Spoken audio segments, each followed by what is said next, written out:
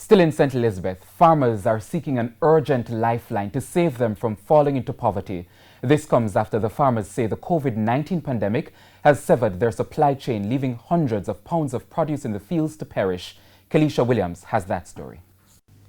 Green fields slowly becoming parched in the hills of South St. Elizabeth. It's one thing for the farmers to battle the dry period, but the COVID-19 pandemic has closed the market they had in the tourism sector.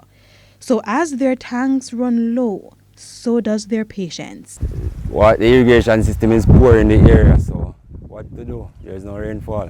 Melon, they're going to go slow thing because a really tourist thing melon mostly be.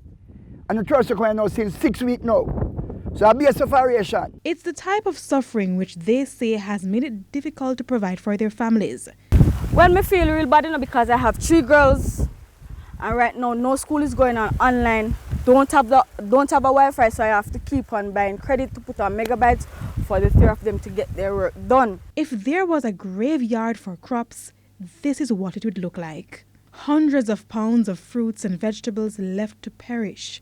We try to contact Rather take some of it, about 1,500 pound weight, but the melon, the amount which I lost basically about 25,000 pound weight, and the cantaloupe, I lose about 10,000 pound weight of cantaloupe as well. This time of year is usually a critical harvesting time for the farmers. It would also mean that they would employ more persons to help out. But now, farmer like me who hire 10 man a week, tell them run there. Next week me have to go. Next week me have to leave some of them because we can't manage. And them also suffer too, but we don't know what to do. For Trevor Littleton, schools were his biggest market. Hampton School and Bethlehem and nothing going now for everywhere lockdown.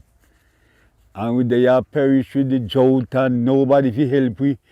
No MP, no councillor, no minister, nobody at all, and we no mind.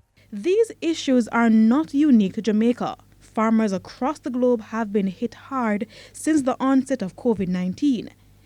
In the United States, for example, farmers in Florida had to destroy acres of crops as their supply chain was disrupted. The Food and Agriculture Organization of the United Nations, FAO, said in a report in March that a protracted pandemic crisis could quickly put a strain on the global food supply chains. Here in Jamaica, the government and businesses in the private sector have been working with farmers to truck their produce to places like Port Moore St. Catherine, which is under a lockdown. But the farmers in St. Elizabeth made this recommendation to the tourism minister. Now that the tourism is not booming, the farmers need more place to put to store their goods and stuff like that.